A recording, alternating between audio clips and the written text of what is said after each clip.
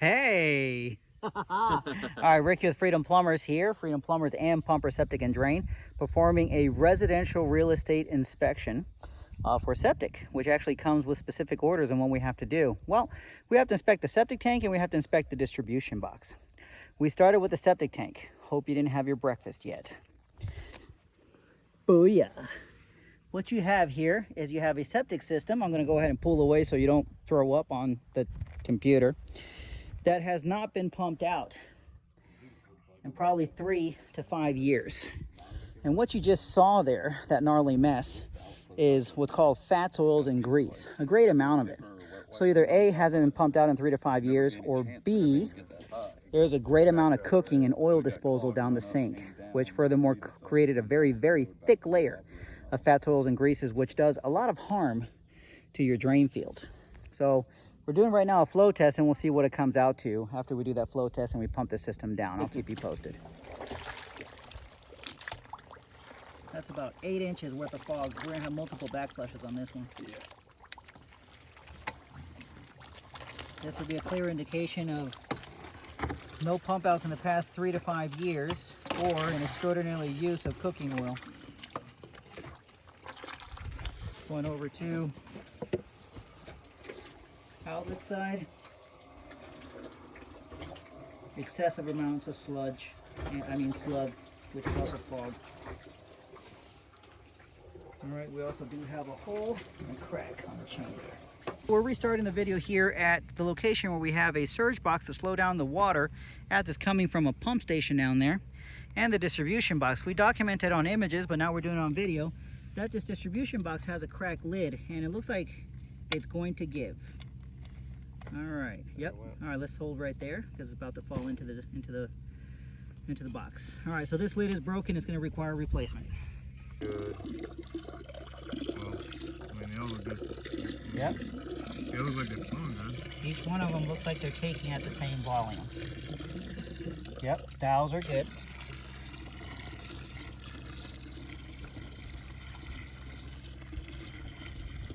Now, if I could do anything different on this one, look how fast the water's coming in from that discharge. I would actually give it a 90 right here and drill a hole on the top of it for ventilation, and that would slow it down as it pops in here. Yeah, I remember you talking about that. Yep. So if there's anything no, we're good there. If there's anything else I could do here, I would add a 90 right there.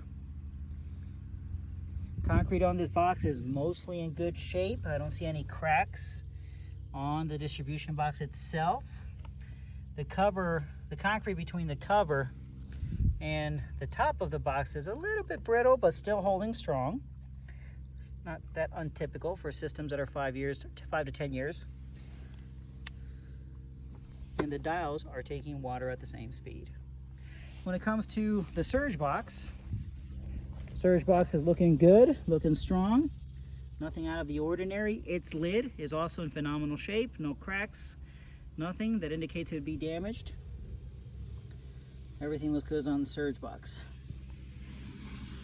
All right, distribution box. We are just cameraing the distribution box in its lines. We have line 3 is our first line that we cameraed. We went ahead, and went up to 79 feet from the box, and we have a collapse. Now, based on the length of these lines, this collapse is actually in the middle of a drain field line. We actually have more drain field line after that. Now we're in header line number 2. Header line number 2 went exactly to its dead end at 94 feet where we have gravel. That's expected. Header line number 1. We've entered that line approximately 90 feet. I would say we're more like 95 feet because we didn't reset the counter. Yes, I did. And yep, we're at the end of the line. Looks good. Moving on to header line number 4.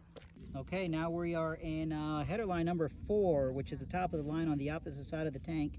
We are barely in about 13 feet. Go ahead and pull it back, please. And as you can see, when the pipe's supposed to be completely round, right there is good, it is oval as a football, which indicates something kind of heavy might have ran over it, or we over compacted. which will eventually lead to the collapse of that specific area. Right now, functioning, but in the future, it could lead to a collapse like what we saw on header line 3 not too long ago. And we do have a belly at 55 to 56 feet, as you can tell. Belly means a section of the header line that's actually holding water. Yep, this particular area is going to cause eventual extraordinary water saturation and sludge saturation in those areas, and it could cause a problem in the future. Number 4 actually has multiple bellies between this point and the end, which is approximately actually 155 feet. Multiple bellies, that meaning four individual bellies. Those will have to be located and rectified in a timely manner, not an immediate emergency, unlike the collapse on header line, drain field line number 3. So we're going to start pulling back. Header line number 5, all the way up to its dead end, 153. Looks good. We're in gravel, no defects. Field line number 6, we have a collapse. What appears to still be the header line at approximately 30 feet. Header line collapse at 30 feet. And as we continue, go ahead and hold this camera. Make sure you're hold it right there. Make sure you're getting the screen yet. As we continue, the header line is very oval, which means that it's in initial stages of collapsing. So in the 10 feet after that collapse at 30 feet, we have multiple more. As you can see there, look at that. So another 3 to 4 feet worth of pipe that's still collapsed.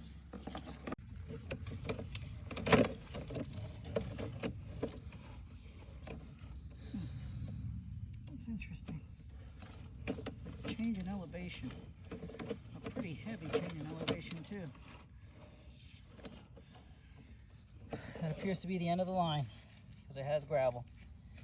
Alright, so we do have issues in the header line, and that's about it. Drain field line appears to be okay, but I did notice some areas of different elevation, which was a little different. I can't tell the grade of this header line or this drain field line, but this point right here, that indicates a pretty hefty drop of the drain field line where it just takes a deep dive, and that's not normal. These lines are supposed to be flat at one. See right there, there's like a little bump. So they're supposed to be 1 to 2 inches per 100 foot on the grade, and that particular area right there is not showing that. That is showing a bump in the line, which is a inconsistency in the grading of the pipe. That's at the end of drain field line number 6. Coming back to the septic tank, where we've already got done pumping it. We've washed the walls, washed the floor, washed the inlet. Take the water somewhere else, please. Or pinch that hose. Well, on the outlet side, if you do remember, it was complete gunk all the way up to the outlet itself. All of that is cleaned up. And we're going to take a thorough inspection of this septic tank. Good job, son.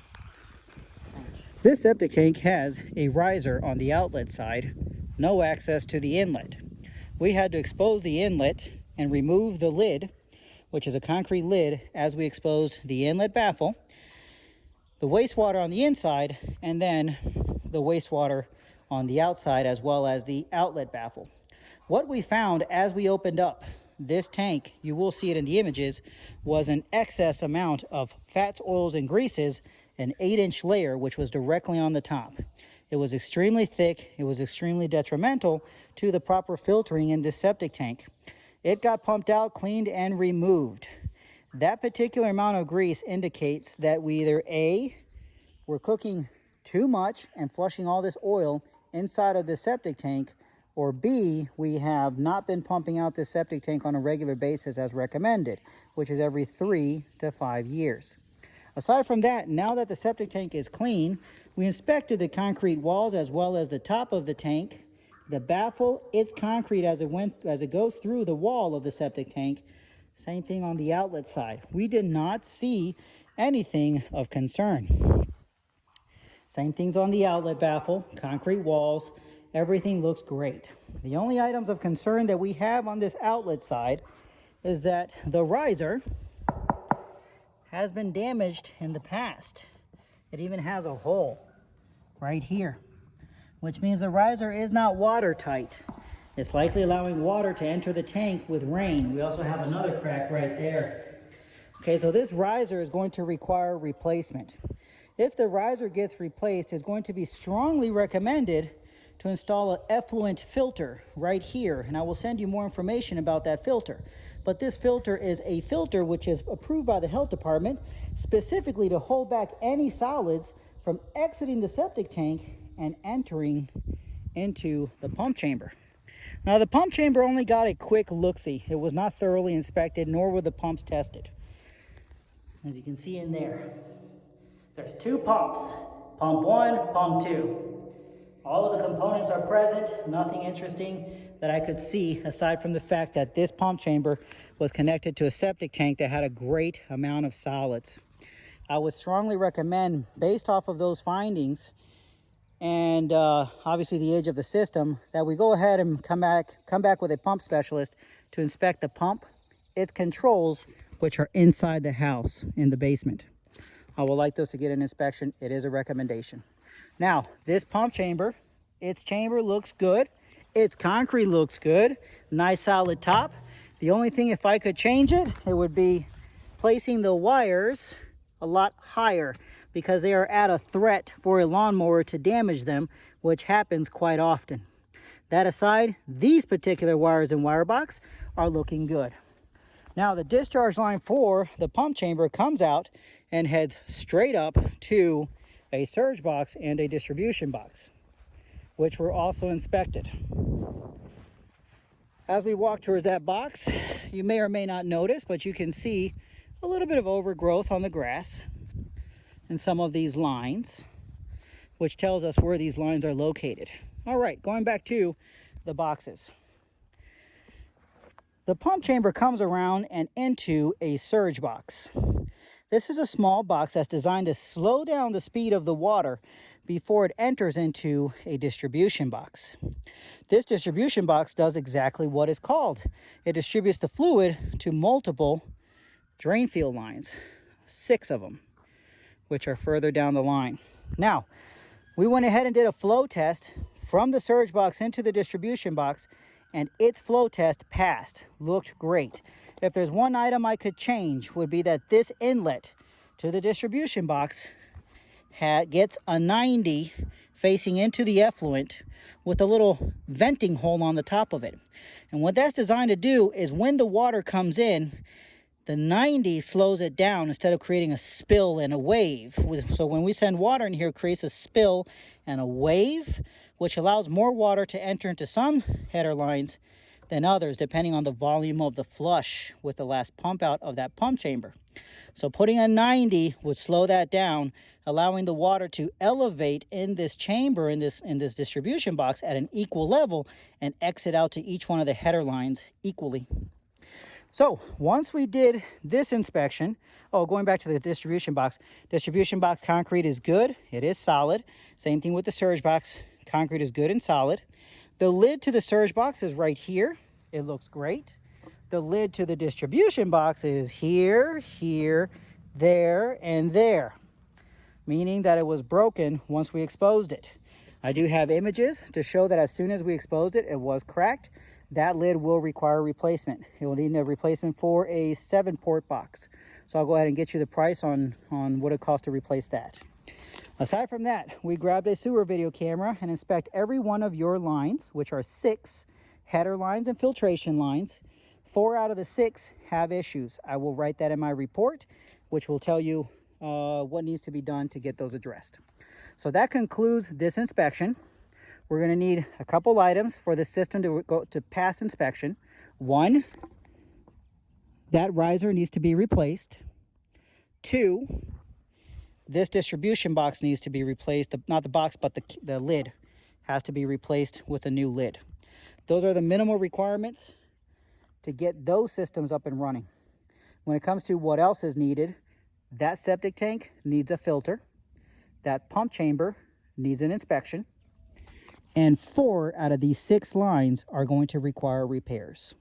More details about that later. So that's what we did. That's what we did for this inspection today. Again, my name is Ricky Salinas. I'm with Freedom Plumbers and Pumpers Septic and Drain. Our phone number is 703-895-4109. Email is ricky@freedomplumbers.com.